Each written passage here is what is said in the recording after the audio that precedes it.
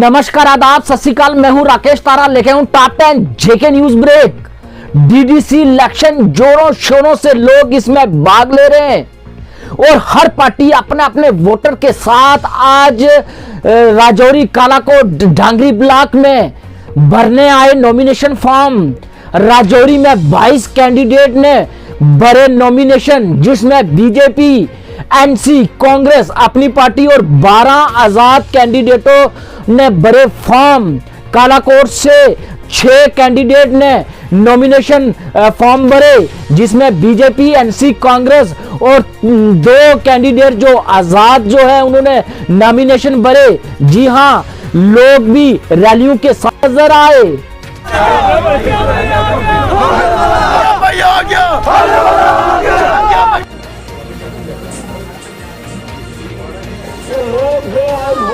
यहाँ पर आ रहे हैं, इनसे पूछिए, इनके आका फारूक अब्दुल्ला वो कहते हैं कि 370 और 35 205 लाख होने की जरूरत थी।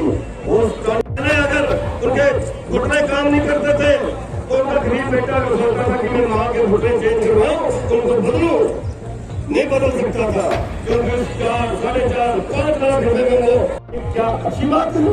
क्या ऐसे जो फारूक अब्दुल्ला है उसके 35 वापस लेने के लिए पिताजी के साथ चाय पीती है? तुमको पता है कि गरीबी क्या है और गुर्बत क्या है, इसलिए हमें ये समझना होगा। लोग कहते हैं कि भाई काम क्या हुए हैं, ये नेशनल कॉन्फ्रेंस वाले कहते हैं कि काम क्या हुए हैं, जितने काम इन 35 वापस लेने के लिए पिताजी के साथ चाय पीती है? तुमको पता है कि गरीबी क्या है और गुर्बत क्या है, इसलिए हमें ये समझना होगा। लोग कहते हैं कि भाई काम क्या हुए हैं, ये नेशनल कॉन्फ्रेंस वाले कहते हैं कि काम क्या हुए हैं। भारतीय सेना ने टनल की खोज की, जो टनल आतंकियों ने घुसपैठ करने के समय इस्तेमाल की थी, जो बन टोल प्लाजा में जिनको आतंकियों को मार गिराया हमारी सिक्योरिटी फोर्स ने। जी हां, ये अगर बात की जाए तो सिक्योरिटी फोर्स ने सर्चिंग ऑपरेशन जारी रखा और इस टनल को निकाल डाला। और अगर बात की जाए तो इस टनल में जो मटेरियल लगा था, अगर सीमेंट की बात करें तो पाकिस्तान की मोहर लगी थी, पाकिस्तान कराची की। जी हां, अगर बात की जाए तो पूरी तरह से इस मामले में लिप्त है पाकिस्तान। सिक्योरिटी फोर्स ने कहा जो भी असला बारूद हमें रिकवर किया था हमने, उसमें भी मोहर लगी थी पाकिस्तान की। पाकिस्तान हमेशा घुसपैठ की नापाक हरकतें करता रहता है और उन्होंने कहा कि यह साफ जाहिर हो गया है पाकिस्तान जो कि हमेशा टारगेट करता है हर इलेक्शन में, तो इस इलेक्शन में भी कोशिश कर रहा है कि वो डीटीसी इलेक्शन में कहीं कलमली बचाए। लेकिन हमारी सिक्योरिटी फोर्स जो है हमेशा सतर्क। एविडेंसेस हमारे पास सामने आए थे, उसको एनालाइज करने पर इस नतीजे पे पहुंच गए थे कि क्रॉसिंग सांबा सेक्टर से हुई है, पाकिस्तान की तरफ से हुई है। पुरानी क्रॉसिंग भी जो बैनकलाड में टनल मिली थी वो भी सांबा सेक्टर में पड़ती थी, पाकिस्तान जैश ए मोहम्मद की क्रॉसिंग वहाँ से करवा रहा था। ये एक नई टनल है जो पुरानी टनल बंद हो जाने के बाद पाकिस्तान ने दोबारा खोजी है। अगर आप देखें तो पाकिस्तान के जो दहशतगर्द हैं जो उस दिन एनकाउंटर में मारे गए, हर तरह का सामान जो उनके पास मौजूद था उस पर पाकिस्तान की मोहर थी, चाहे उनके पास टेलीफोन हो, चाहे वायरलेस सेट हो, चाहे दवाइयाँ हो, चाहे खाने पीने का सामान हो, या फिर कपड़े जो उन्होंने पहन रखे थे। आज इस टनल के ऊपर भी पाकिस्तान की मोहर है। इस बैग के ऊपर देखिए पाकिस्तान कराची से जो बैग है, सीमेंट बैग जो लगा हुआ है, और इस बैग को भी पाकिस्तान की मोहर साबित करती है कि तमाम कार्रवाई ट्रेनिंग से लेके लॉन्चिंग तक और दहशतगर्दी को चलाने तक पाकिस्तान की इसके ऊपर मोहर है। ठन्ना मंडी चुड़ंग पंचायत की बात करें तो बिजली विभाग बरत रहा है लापरवाही, क्योंकि ट्रांसफार्मर और तारें लगी है पेड़ों पर। जी हां, बरसाती मौसम में कभी भी कोई भी इस बिजली करंट का हो सकता है शिकार। वहां के स्थानीय लोगों ने कहा बिजली विभाग कहता है ना सामान है और ना ही है खंबे हमारे पास। लोगों ने कहा सिर्फ बिल देना ही है आपके पास।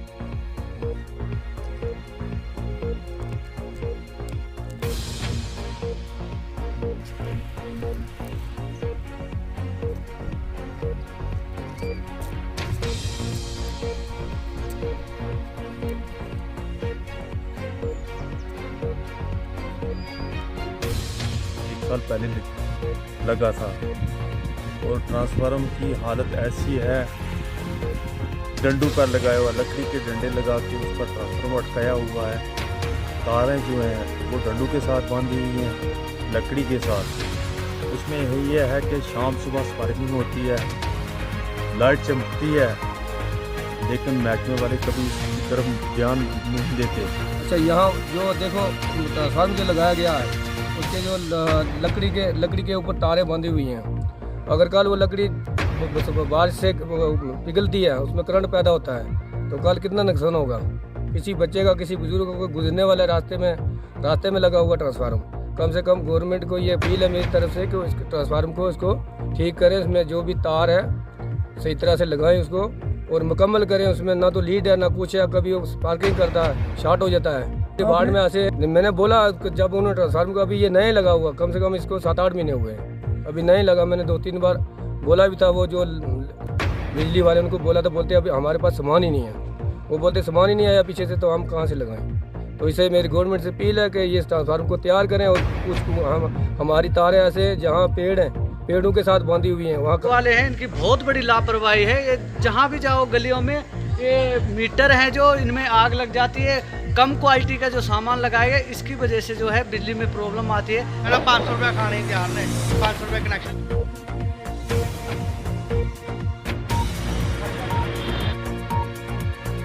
आज जो ये लुथरा अकेडमी खंबे पे जो इन्होंने बॉक्स लगाए हुए हैं, इसमें करंट से आग लग गई थी और इससे कोई जानी माली नुकसान हो सकता है। मेरी बिजली विभाग से यही प्रार्थना है कि प्लीज़ इसका थोड़ा ध्यान रखें और ये जो बॉक्स में आपने जो कनेक्शन दे रखे हैं इनमें लूज रहते हैं कनेक्शन, जिससे स्पार्क होता है। स्पार्क होने की वजह से ये आग का कारण बनता है। Poonch link up day celebration किया गया और नमन स्थल पर शहीदों को दी श्रद्धांजलि और किया गया याद, जो कि 1947 और 1965 और 1971 की जिन्होंने पुंछ को बचाया, उनमें सैनिक और वहां के स्थानीय निवासी ने दी शहादत। इस दिन को बुलाया नहीं जा सकता क्योंकि हर पुंछवासी इस दिन को रखता है याद।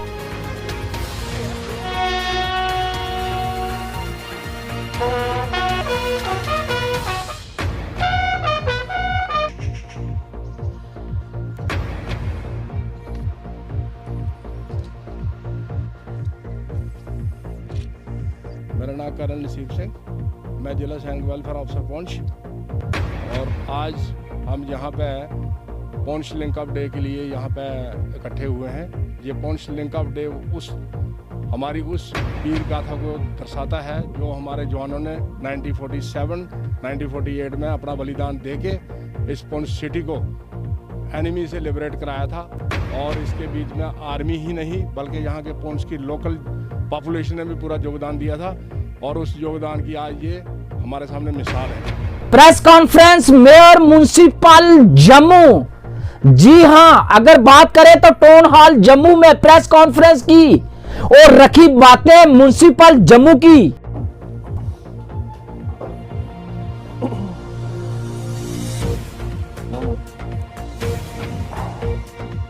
आज हम म्युनिसिपल कॉरपोरेशन की तरफ से हमारे साथ हमारे टीम ऑनरेबल चेयरपर्सन बलदेव जी पादा साहब, हमारे जीत अंग्राल जी, हमारे साथ कमिश्नर म्युनिसिपल कॉरपोरेशन अवनी जी, हम अपनी तरफ से धन्यवाद करना चाहते हैं अपनी एडमिनिस्ट्रेशन का, चाहे वो हमारे एलजी साहब हो या हमारे चीफ सेक्रेटरी साहब हो। बहुत देर से आशा लगी हुई थी कि हमारी जो डिपार्टमेंट्स हैं under this very 74th amendment, कुछ ऐसे डिपार्टमेंट्स हैं जो हमें म्युनिसिपल कॉरपोरेशन को उनकी जो पावर्स हैं हमें असाइन करने जा रहे थे, या वो departments under our kind consideration के वो वर्क करेंगे। उनमें से हमारे जो पहला डिपार्टमेंट जो हमारे पास आया वो PWD डिपार्टमेंट आया है, जिसमें हमारे म्युनिसिपल कॉरपोरेशन के अंडर जो रोड्स आई हैं वो 213 रोड्स हैं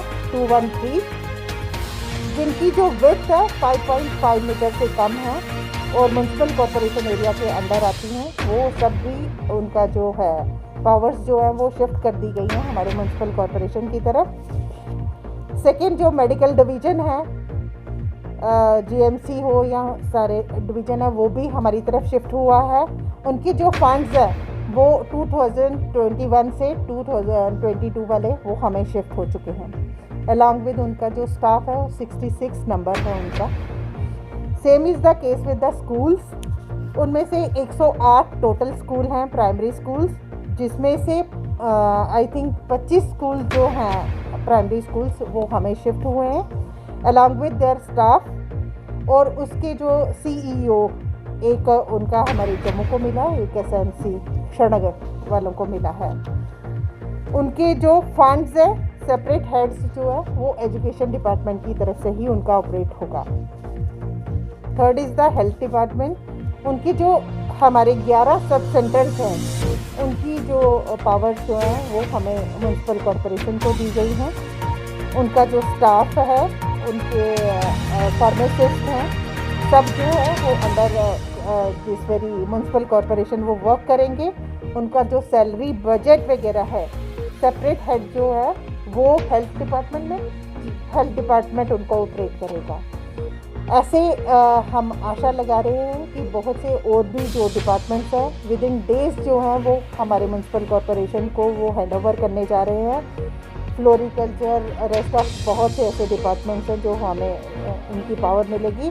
और एक काइंड कंट्रोल के अंदर जो म्यूनसिपल कॉरपोरेशन एरिया जो हमें दिक्कतें आती हैं जब हम काम करने जाते हैं कि एक डिपार्टमेंट को हमें कॉल करना पड़ता है, फिर सब department under municipal corporation limit के सबके जो प्रायर कंट्रोल्स जो हैं वो म्यूनसिपल कॉरपोरेशन को अगर हैंडओवर किए जाते हैं तो बहुत स्मूथ तरीके से म्यूनसिपल कॉरपोरेशन अपने इस कॉरपोरेशन एरिया के अंदर काम करेगी। धन्यवाद। बड़े मजे की बात भीम सिंह को हर्षदेव ने कहा था मीडिया में कि वह गुपकार अलायंस की मीटिंग में गए हैं क्योंकि वह आप बूढ़े हो गए हैं। लेकिन आज फिर पैंथर पार्टी की प्रेस कॉन्फ्रेंस में दिखे भीम सिंह। हर्षदेव ने कहा पीएचई वर्कर कर रहे हैं ज्वाइनिंग पैंथर पार्टी, और उन्होंने कहा पैंथर पार्टी इनके प्रदर्शन में साथ खड़ी है और हमेशा इनके प्रदर्शन में जो है साथ खड़ी रहेगी। और सादा निशाना सरकार, बड़े बड़े वादे इन सरकारों ने किए, चाहे वो किसी भी पार्टी की सरकार रही हो, उनको पूरे तरीके से अपने हाल पे छोड़ दिया है। आज हजारों की तादाद में ये पीएचई के कर्मचारी आज सड़कों के ऊपर बैठे हुए हैं, उनकी सुनने वाला कोई नहीं है। जी ने ये फैसला किया है कि जो पार्टी हमारी आवाज को आज की तारीख में बुलंद कर रही है, इनके धरनों में शामिल हो रही है, इनकी लड़ाई जम्मू में लड़ रही है, दिल्ली जाकर लड़ रही है, उसी पार्टी से आने वाले वक्त में उम्मीद की जा सकती है। और इसीलिए सोमनाथ जी ने अपने हजारों साथियों के साथ ये फैसला लिया है कि पैंथर्स पार्टी एकमात्र विकल्प है अगर इन पीएचई के कर्मचारियों को इंसाफ दिलाना है या दूसरे महकमे में काम करने वाले जितने भी डेली रेटेड वर्कर्स हैं, कॉन्ट्रैक्चुअल वर्कर्स हैं, उनको अगर कोई इंसाफ दिला सकता है, उनकी कोई लड़ाई लड़ सकता है, तो वायद और वायद पैंथर्स पार्टी। बीजेपी ने की प्रेस कॉन्फ्रेंस, कहा डीडीसी इलेक्शन में वोटरों को कहीं ना कहीं परेशानी का सामना करना पड़ रहा है। जी हां, उन्होंने कहा कि वोटर का जो है समय बढ़ाया जाए ताकि वो जिनके वोट नहीं बने वो वोट बन सकें। जी हां, उन्होंने कहा जिस तरह से नॉमिनेशन की डेट खत्म हो जाती है उसी दिन वोटर बनाने का समय भी खत्म हो जाता है। उन्होंने अपील की है इलेक्शन कमिश्नर से कि खासकर जो नए वोट बन रहे हैं उनको थोड़ा समय दिया जाए। दूसरी, जो इस डीडीसी इलेक्शन के लिए जो इलेक्टोरल कॉलेज है उसकी वोटर लिस्ट ही अवेलेबल नहीं है। अब जब हम इलेक्शन कमीशन की वेबसाइट से वोट डाउनलोड करके जब हम सबमिट करते हैं उसको रिजेक्ट किया जाता है कश्मीर में, उसको इवन सर्टिफाइड कॉपीज को भी रिजेक्ट किया जा रहा है। फिर जिस दिन कैंडिडेट की लास्ट डेट होती है फॉर्म नॉमिनेशन की, उसी दिन वोटर के लिए भी लास्ट डेट है। ये बहुत ही अनजस्टिफाइड है। 7-8 दिन बात करते हैं पीर पंजाल में बर्फबारी बड़ी जोर शोर से हो रही है। डीकीजे में अगर बात करें तो 6 इंच बर्फबारी हुई।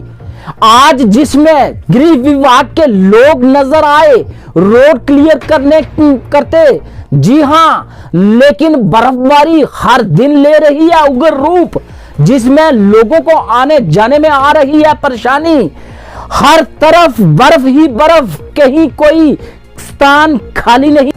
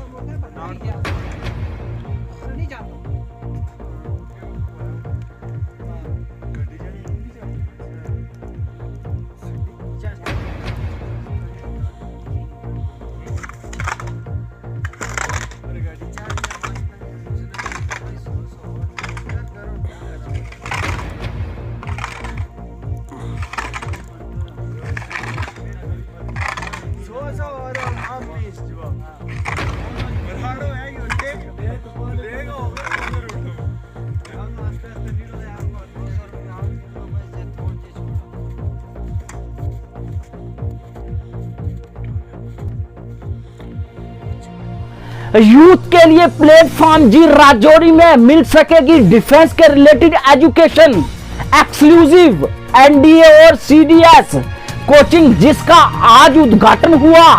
सोचिए नहीं, बताने जा रहे हैं। यह उद्घाटन पंजाब चौक के पास सिमरन होटल की बिल्डिंग के साथ हुआ। आप इससे ले सकते हैं डिफेंस में जाने के लिए कोचिंग, और आज अब दूर जाने की जरूरत नहीं, मिलेगी डिस्ट्रिक्ट राजौरी में ही कोचिंग। दूरी हुई कम और दाम भी होंगे कम, घर बैठे मिलेगी कोचिंग।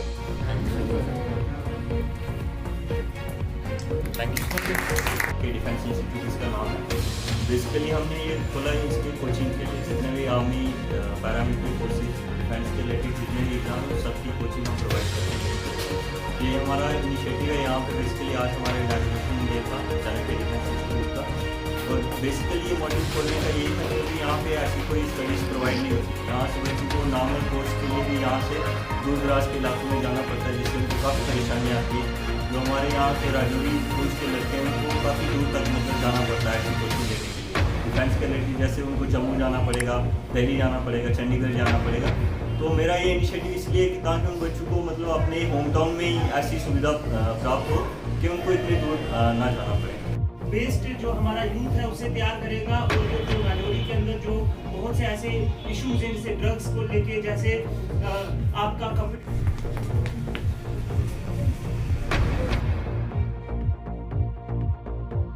मैं हूं राकेश तारा, दीजिए इजाजत और देखते रहिए टॉप 10 जेके न्यूज ब्रेक।